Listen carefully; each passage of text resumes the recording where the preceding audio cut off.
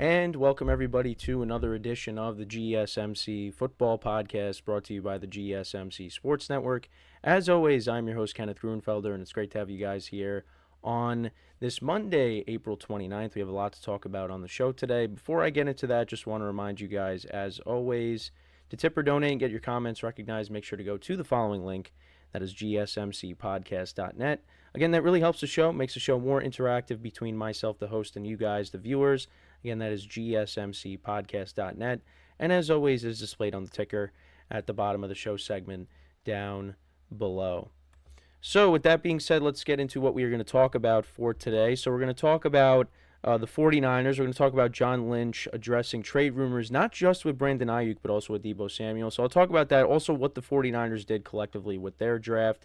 Then in the second part of the show, I'll talk about the Falcons, more on them selecting Michael Penix Jr. with their first pick. So I'll get into that and talk about also the other moves that they made during the draft as well. Then I'll get into the Chargers, talking about their draft, some of the things that they did there. And then in the final part of the show, I will talk about Roger Goodell talking about an 18-game season and extending it so when it's the Super Bowl, most people will have off the next day. So we'll get into all that we'll get into that in the final part of the show. But first off, I just want to apologize. On Friday, for some reason, I guess my internet was acting up, so the stream kept cutting in and out during it. Now, the whole show is posted on, wherever you get your podcasts, as well as up on both YouTube channels, just broken down into the 4 segments. So I was still able to do the whole show, but at least with the stream portion, because if you go to the channel or one of the YouTube channels and you go to the live part, there isn't a show from Friday listed there because the whole live part just got screwed up because of that. But again, it had internet. It was something to do with internet. But the whole show is posted. So if you go back to Friday's date and you go under, the regular videos tab, you'll see the 4 segments are right there if you want to watch them. Or the whole show is on Spotify or wherever you get your podcasts, and you can listen to the whole thing. So, but yeah, for the live portion, it was just, it was bad. There was a lot of like 3-second clips. It was a disaster. It was, but hopefully things go smoothly today. There was some issues I was having before I came on. For some reason on my Google Chrome, I had to sign back into it, and that's where I could easily just access the YouTube accounts and where I have all my show notes. And for some reason, it logged me out, and I was having issues logging back into it. So, got to try to figure that out. But we're here, we're doing the show, and it's going a lot better than it did on Friday, because I don't see anything popping up saying that there's issues, internet issues. So we're doing good. We're doing good. So as long as I'm doing the show right now, that's all that matters.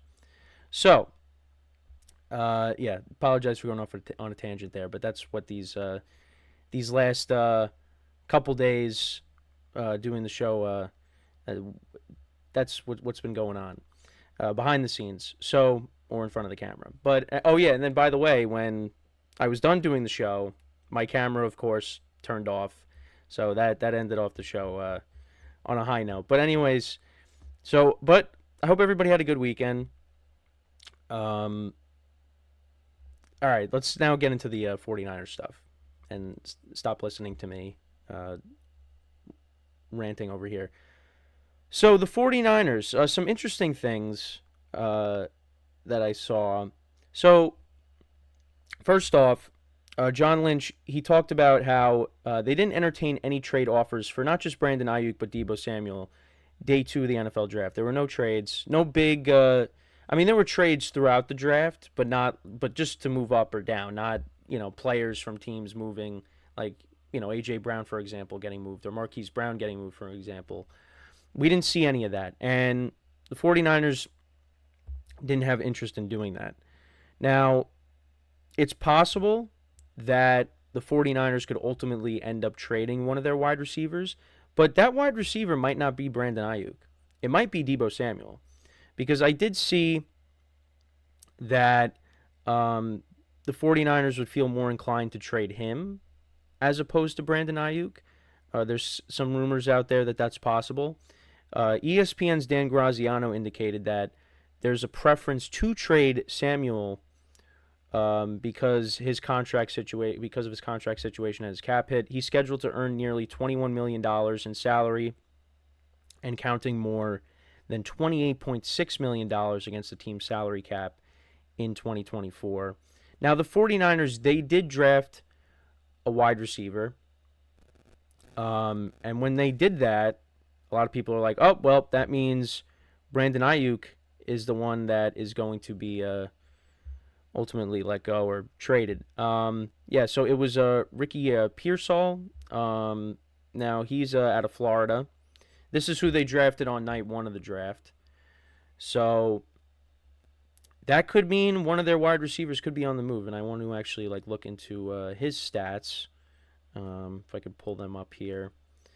So with Florida, again, I got to go back to the because now that he's in the NFL, I got to switch back to the stats. So yeah, Florida the last 2 years, 33 receptions, 661 receiving yards, and 5 touchdowns in 2022. Then in 2023, numbers increased: 65 receptions, 965 yards, and 4 touchdowns. And I know from what I was reading, he's kind of got that similar skill set with Deebo Samuel, where they could line him up in the backfield like they do with Deebo Samuel, and they could do a lot of different things with him.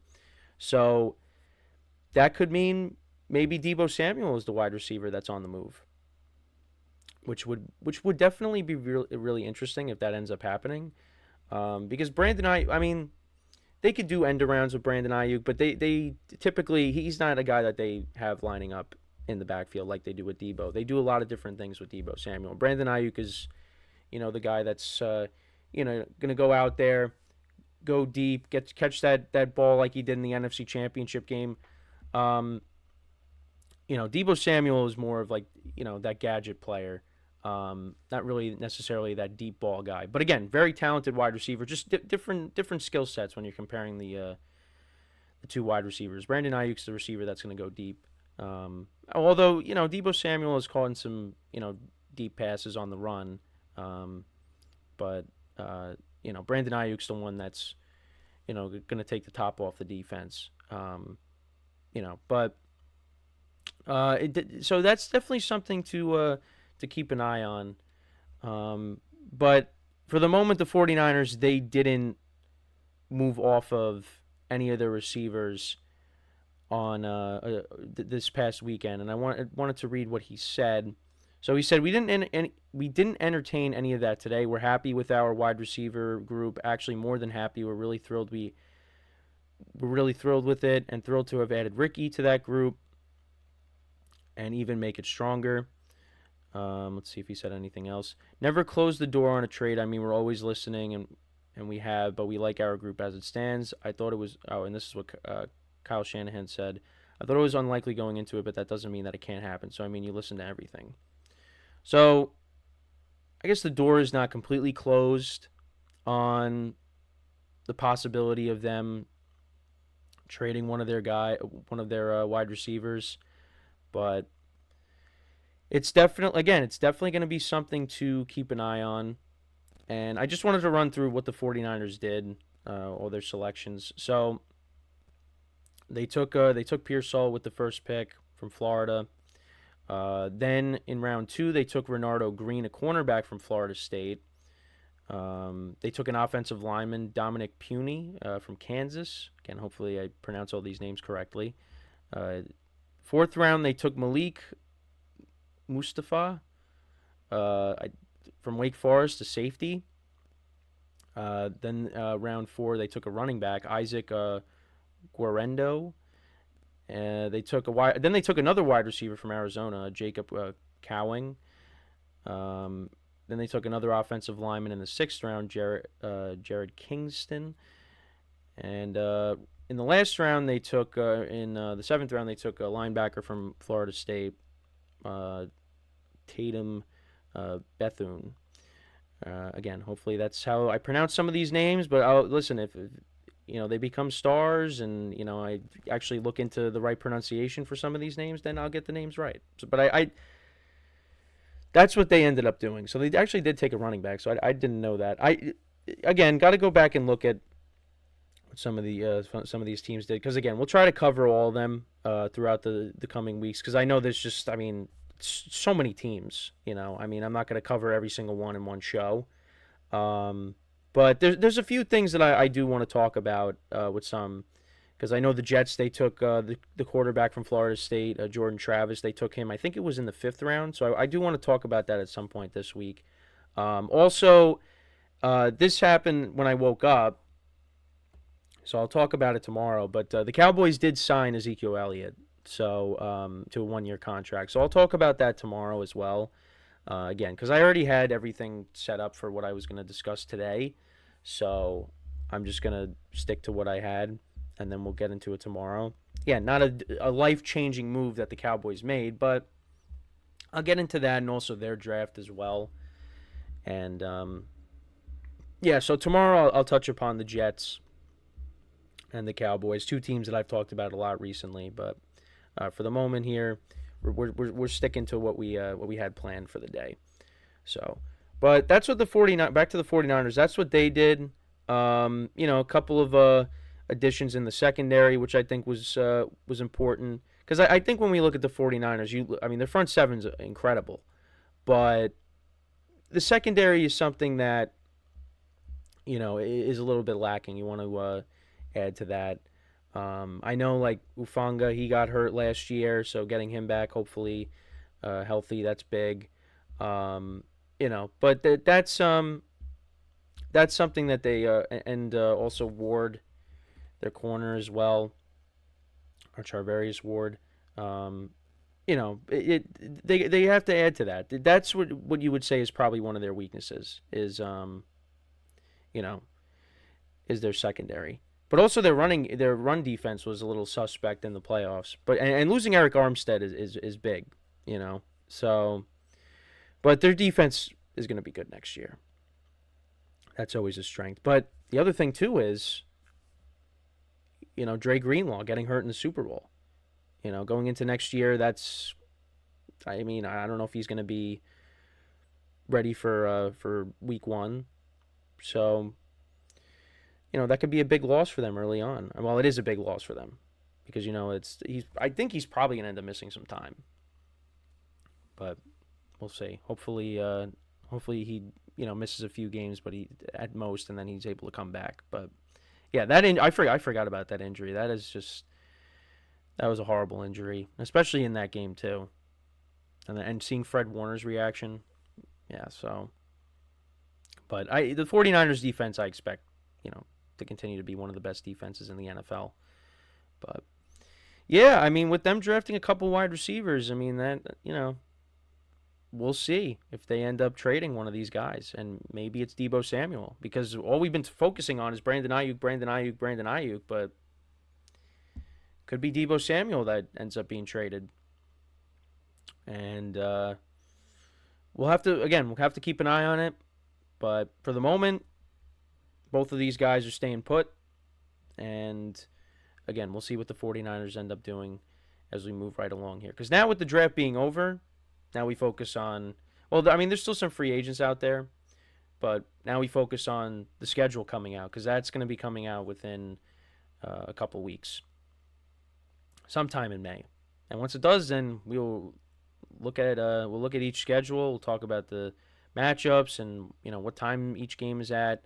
I'm looking forward to that. That's one of the best times of the year is when the schedule comes out.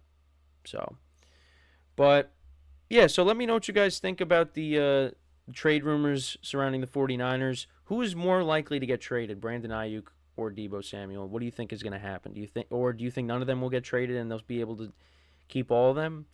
Again, 49ers got a tough decision on their hands if they have to move one of these guys. I mean, you can't move both of them. I mean, if you move both of them, then that's a problem. But that's not going to happen. But it's possible that at least one of these guys could end up being traded. And yeah, I mean, that would definitely hurt Brock Purdy, because, with the supporting cast he has around him, I mean, look at what he's able to do. I mean, losing one of those pieces, yeah, and there's going to be some growing pains with some of these younger guys that they ended up drafting. So, again, something else to keep an eye on. and see if anything ultimately ends up happening. So with that, we're going to end up taking our first break of the show. When we come back, we are going to discuss more on the Michael Penix. The Falcons drafting Michael Penix. That's what I meant to say. We're going to talk about that. He had a conversation with Kirk Cousins, so we'll get into that. Also, what the Falcons had to say on drafting Penix. What was their reasoning for that? So we'll get into all that when we come back from our first break of the show. So with that being said, stick around, and we'll be right back here on the GSMC Football Podcast.